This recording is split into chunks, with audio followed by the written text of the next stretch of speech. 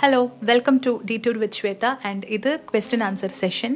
ரொம்ப நாள் ஆச்சு ஒரு Q&A பண்ணி. ஸோ கொஸ்டின்ஸ் நிறையா வந்ததில் கொஞ்சம் எலாபரேட்டாக அவங்களோட பர்சனல் சுச்சுவேஷன் ஒட்டி தான் அவங்க எழுதியிருப்பாங்க. பட் நான் இங்கே நோட் பண்ணது அந்த கொஸ்டினில் இருக்கிற அந்த கான்செப்ட் மட்டும் எடுத்து நோட் பண்ணியிருக்கேன். அதை ஒன் பை ஒன் அட்ரஸ் பண்ணலாம்.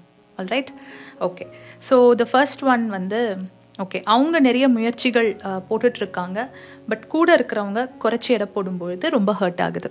ஆல்ரைட், கவலையே பட வேண்டாம். அது எல்லாருக்குமே நடக்கிறது தான். நீங்கள் பாட்டில் உங்கள் முயற்சியை போட்டுகிட்டே இருங்க. உங்களுடைய கவனம் உங்கள் முயற்சியில் மட்டுமே இருக்கட்டும். அவங்க அண்டர் எஸ்டிமேட் பண்ணுறது, குறைச்சி எடை போடுறது, கிரிட்டிசைஸ் பண்ணுறது, இது பாட்டில் அது நடந்துட்டுருக்கட்டும். அதுவும் நம்மளுக்கு ஒரு லெவலுக்கு தேவை தான். அது ஒரு புஷ் நம்மளுக்கு கொடுக்கும். பட் அதனால எந்த ஒரு நெகட்டிவிட்டியும் உங்களை அஃபெக்ட் பண்ணாமல் பார்த்துக்கோங்க. உங்களோட ரிசல்ட்ஸே பேசட்டும். அண்ட் அவங்க மெதுவாக தூங்கி எழுந்திரிச்சு முழிச்சு பார்க்கும்போது நீங்கள் வேறு ஒரு இடத்துக்கு ரீச் ஆனோன்னு உங்களுக்கு என்னோடய best wishes. Okay, so second one, இந்த கொஸ்டின் வந்து நிறைய பேர் இதுக்கு முன்னாடியிலேருந்தே இன்ஸ்டாகிராமில் கூட நிறைய பேர் கேட்ட ஒரு கொஸ்டின். எனக்கு என்னோடய பேஷனில் நான் பெரிய ஆளாக வரணும், பேஷனை நான் வந்து பர்சியூ பண்ணணும், எனக்கு அதில் திறமை இருக்குது, படிப்பில் பெருசாக இன்ட்ரெஸ்ட் இல்லை, பேஷனை தான் நான் வந்து எடுத்து நடத்தணும் அப்படின்னு. நீங்கள் என்ன ஒரு ஓல்டு ஸ்கூல் பர்சனாக கூட நினைக்கலாம். பட் என்னோட ஹானஸ்ட் எண்ணங்களை உங்ககிட்ட நான் சொல்கிறேன். படிப்பு தான் முக்கியம். ஓகே, படிப்பு தான் எல்லாமே. என்றைக்குமே படிப்பை விட்டுறாதீங்க. படிப்பு வந்து நம்ம என்ன சப்ஜெக்ட் படிக்கிறோம், அதுலேருந்து நம்ம என்ன தெரிஞ்சுக்கிறோம், அதை வச்சு நம்ம லைஃப்பில் என்ன செய்ய போகிறோம், அது மட்டுமே படிப்பு கிடையாது. படிப்பு எல்லாத்தையும் தாண்டி ஒரு தைரியம் கொடுக்கும், பெரிய ஒரு நம்பிக்கை கொடுக்கும். லைஃப்பை நம்ம கையில் எடுத்துக்கிட்டு நம்ம ஃபேஸ் பண்ணக்கூடிய ஒரு பெரிய ஒரு சொத்து தான் வந்து அது படிப்பு. நான் நல்லா படிப்பேன், நான் இன்றைக்கும் படிச்சுக்கிட்டே இருக்கேன். எல்லார்கிட்டேயும் நான் அதை தான் சொல்லுவேன். ஸோ நல்லா படிக்கணும். அது டிகிரியோ உங்களால் எந்த லெவல் முடியுமோ நீங்கள் வந்து நல்லா படிக்கணும், நல்ல ஒரு பொசிஷன் போகணும். பேஷனுன்றது வந்து ஒத்துக்கிறேன், அது திறமை நம்ம டெவலப் பண்ணுறோம், எல்லாம் ஓகே. ஆனால் படிப்பை விட்டுட்டு பேஷனுக்கு போகாதீங்க. படித்து முடிக்கிற வரைக்கும் எக்ஸ்ட்ராவாக நீங்கள் உழைப்பு போட்டு உங்கள் பேஷனை டெவலப் பண்ண முடியுமான்னு பாருங்கள். எக்ஸ்ட்ராவாக அது இன்னும் கஷ்டப்படணும், அதில் ஒன்றும் தப்பு கிடையாது. கஷ்டப்படுறதுல நம்ம கொஞ்சம் சோம்பேறித்தனம் பார்க்காம எக்ஸ்ட்ரா எஃபர்ட் நீங்கள் போடுங்க. உங்கள் படிப்போடு சேர்த்து உங்கள் பேஷனை டெவலப் பண்ண முடியுமான்னு பாருங்கள். பட் படிப்பை என்றைக்கும் விட்டுறாதீங்கன்றது என்னோட வேர்டு. நெக்ஸ்ட் ஒன், ஓகே, நீங்கள் எப்போவுமே மோட்டிவேட்டடாக இருப்பீங்களா? இல்லை, நான் எப்போவுமே மோட்டிவேட்டடாக இருக்க மாட்டேன், எப்போவுமே டிசிப்ளின்டாக இருக்க மாட்டேன். முன்னாடி இருந்ததை விட இப்போ பரவாயில்லையா அப்படின்னு தான் நான் என்னை பார்த்துப்பேன்.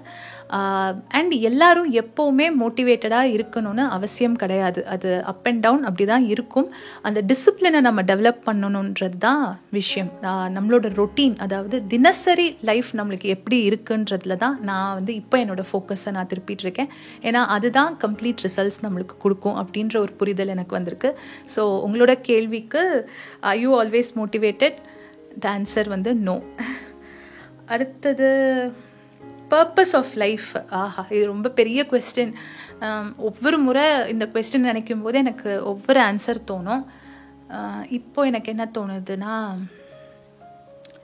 இந்த ஒரு மொமெண்ட்டை நம்ம வந்து முழுமையாக வாழ்கிறதுக்கு முயற்சி செய்கிறோம். இதை முழுமையாக இந்த மொமெண்ட்டில் இருக்கிற சந்தோஷத்தை புரிஞ்சிக்கிட்டு வாழ்கிற ஒரு பக்குவம் வர்றது தான் பர்பஸ் ஆஃப் லைஃப் அப்படின்னு நான் நினைக்கிறேன். இன்னொரு வகையில் நான் எப்போவுமே யோசித்த ஒரு விஷயம் வந்து, எனக்கு சம்மந்தமே இல்லாதவங்க, எனக்கு யாருன்னே தெரியாதவங்களுக்குமே ஏதோ ஒரு வகையில் நான் ஒரு ஹெல்ப்ஃபுல்லாக இருக்கணும், ஒரு சப்போர்ட் கொடுக்கணும். நான் ஒரு பாசிட்டிவான ஒரு இன்ஃப்ளூயன்ஸ், அந்த இம்பேக்ட் நான் கொடுக்கணும். அதை நான் பண்ணுறேன் அப்படின்னா அதுதான் என்னோடய லைஃபோட ஒரு பர்பஸாக கூட இருக்கும் அப்படின்னு நான் நினச்சது உண்டு. ஸோ இந்த கொஸ்டினுக்கு 2 விதமான ஆன்சர். அடுத்த கொஸ்டின், ஓகே, நெகட்டிவ் கமெண்ட்ஸ்க்கு ஹர்ட் ஆகுமா?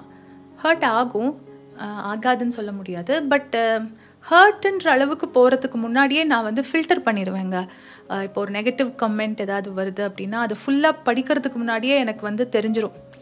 ஓகே, இதில் வந்து கன்ஸ்ட்ரக்டிவாக நம்ம திருத்திக்கிறதுக்கு ஏதாவது ஒரு விஷயம் இருக்கா அப்படின்னு நான் ஃபஸ்ட்டு ஸ்கேன் பண்ணிடுவேன். அப்படி ஒரு விஷயம் இருந்தால் அதை நான் எடுத்துப்பேன்.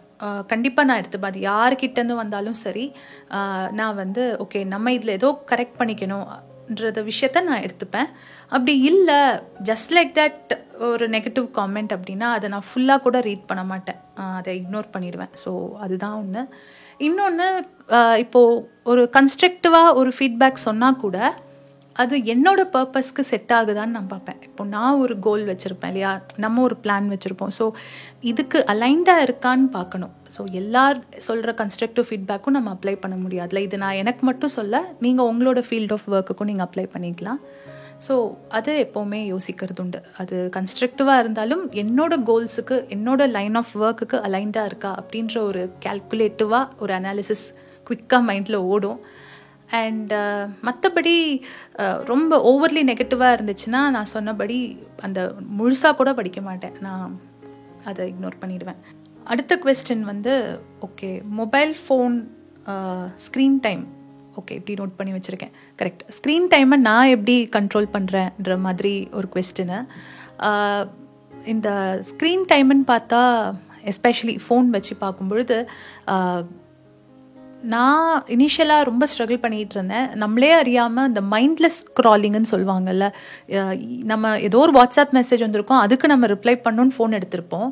பட் அந்த மெசேஜுக்கு ரிப்ளை பண்ணி முடித்ததுக்கப்புறம் தேவையில்லாமல் அந்த ஸ்க்ராலிங் நம்மளுக்கே தெரியாமல் ஒரு அப்படியே ஸ்க்ரால் பண்ணிகிட்டே போகிற அந்த மைண்ட்லெஸ் ஸ்க்ராலிங்கை கண்ட்ரோல் பண்ணுறதுக்கு நான் நிறைய ட்ரை பண்ணியிருக்கேன். இப்போ உங்களுக்கே தெரியும் நிறைய ஆப்ஸ் இருக்குது, டைம் பிளாக் பண்ணலாம். பட் இது எதுவுமே எனக்கு ஒர்க் அவுட் ஆகலை. நான் ட்ரை பண்ண விஷயங்களில் 2 இது வந்து ரொம்ப எஃபெக்டிவாக இருந்துச்சு. உங்களுக்கும் நீங்களும் அதை ட்ரை பண்ணி பார்க்கலாம். ஒன்று வந்து ஃபோனை வந்து கிரே ஸ்கேல் மோடில் நான் கன்வெர்ட் பண்ணுறது.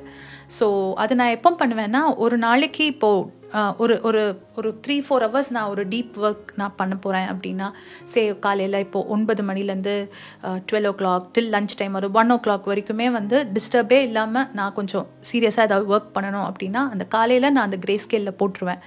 என்னன்னா கிரே ஸ்கேலில் ஃபோனை கன்வெர்ட் பண்ணும்பொழுது நம்ம தேவையில்லாமல் எடுத்தால் கூட கால் ஆன்சர் பண்ண முடியும், மெசேஜஸ் எல்லாம் பண்ண முடியும். பட் ஃபோன் வந்து அவ்வளோ அடிக்டிவாக இல்லை, அவ்வளோ கலர்ஃபுல்லாக இல்லை. ஸோ அந்த மைண்ட்லெஸ் ஸ்க்ராலிங்கை வந்து எனக்கு கண்ட்ரோல் பண்ண முடியுது. இதுவுமே ஒரு ஆர்டிக்கலில் படித்தது.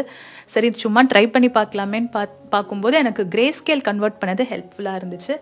இன்னொன்று, சிரிக்கக்கூடாது, இன்னொன்று வந்து ரப்பர் பேண்ட் போடுறது. இது எனக்கு தெரியல ரீடர்ஸ் டைஜஸ்ட் மேகசைன்லையா இல்லை எதில் படித்ததுன்னு. பட் நான் ட்ரை பண்ணேன். ஃபோனில் வந்து ரப்பர் பேண்ட் போட்டு விட்றது, 2 ரப்பர் பேண்ட் போட்டுருவேன்.